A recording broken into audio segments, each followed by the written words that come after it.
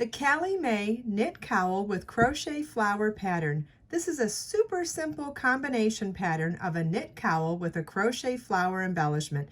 The knit cowl is sized to be able to make it on a tubular knitting machine or to be knit by hand.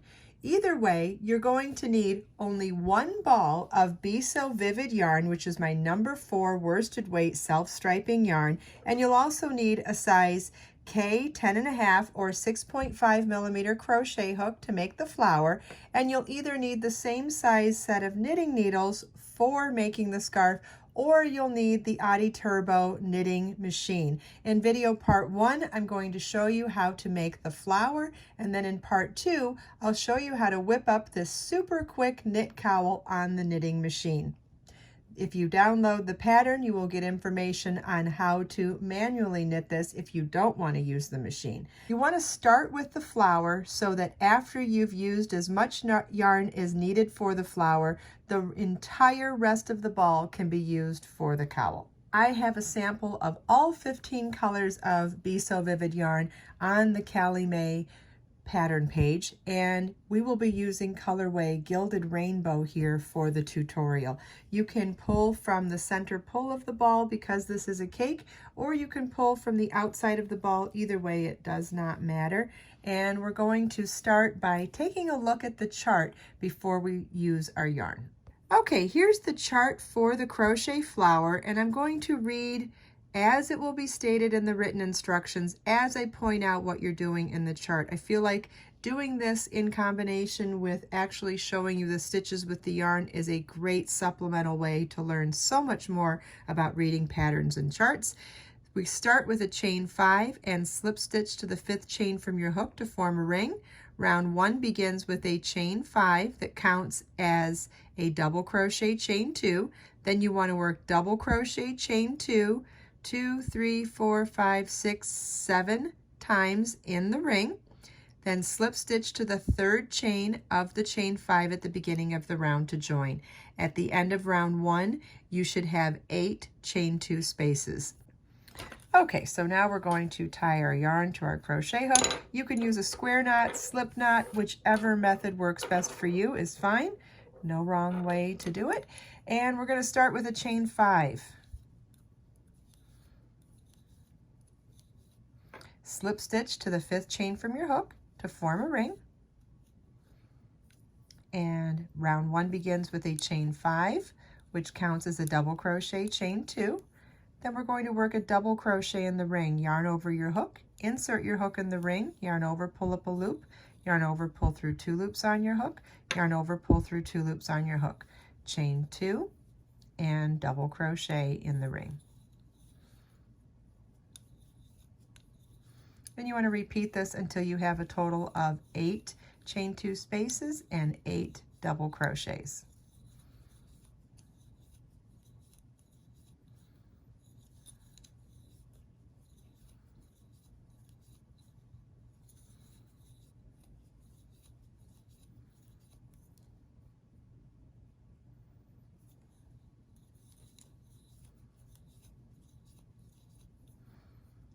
At the end of the round, you want to slip stitch to the 3rd chain of the beginning chain 5.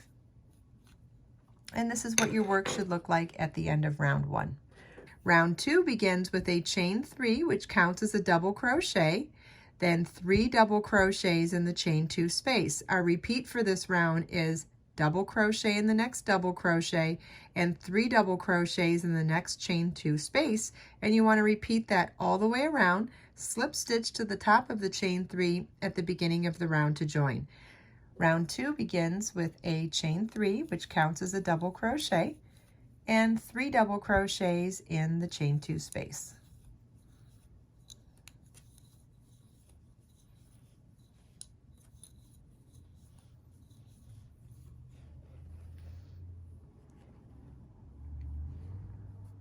Our repeat for this round is 1 double crochet in the next double crochet and 3 double crochets in the next chain 2 space. And you want to repeat this all the way around.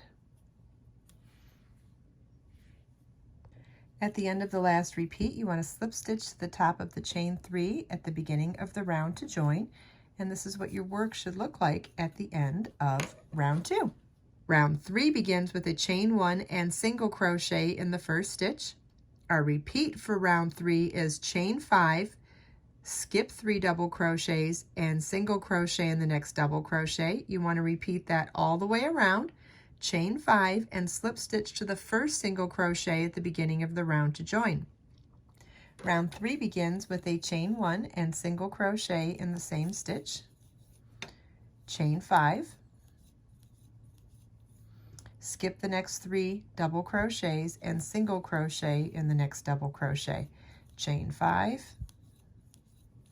skip 3 double crochets and single crochet in the next double crochet. You want to repeat this all the way around.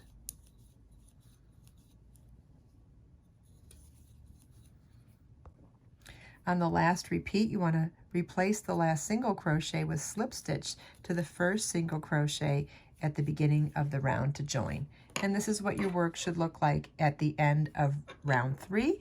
You should have 8 chain 5 spaces.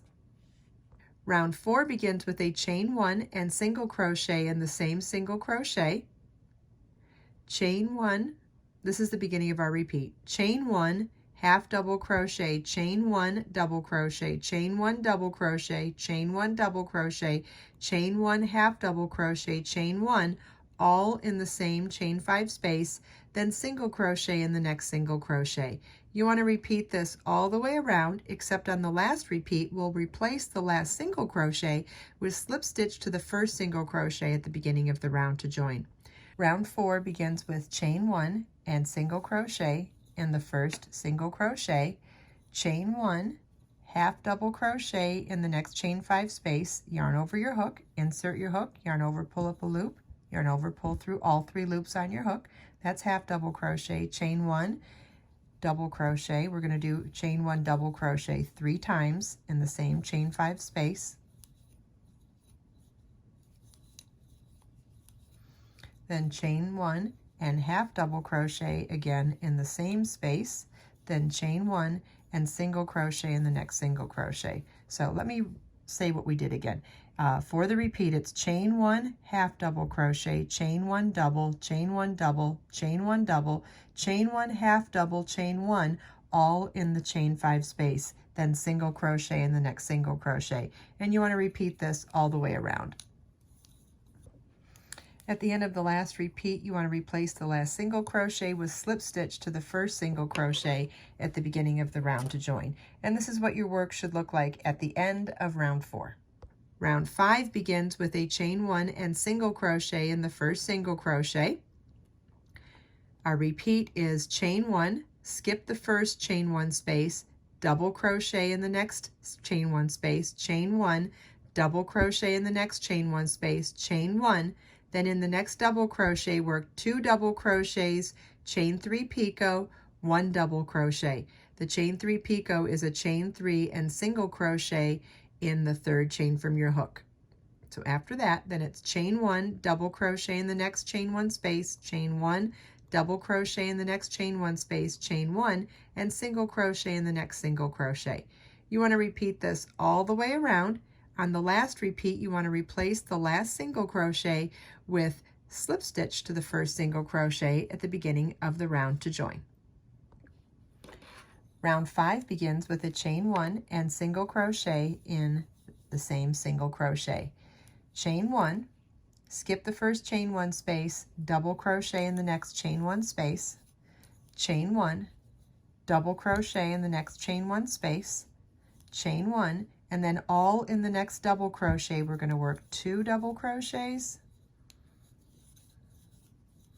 a chain 3 picot, which is chain 3, and single crochet in the 3rd chain from your hook. I'm working in the back bump of that chain, and then double crochet again in that same double crochet. So it was 2 double crochets, chain 3 picot, 1 double crochet, all in that same double crochet, then chain 1, double crochet in the next chain 1 space, chain 1, double crochet in the next chain 1 space, chain 1, skip the next chain 1 space, and single crochet in the next single crochet.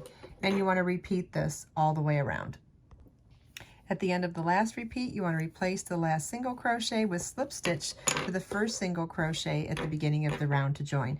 And this is what your work should look like at the end of round 5, which is also the completed flower portion of this pattern. Make sure you watch video part 2 where I show you how to quickly make the knit cowl portion of this pattern on the knitting machine.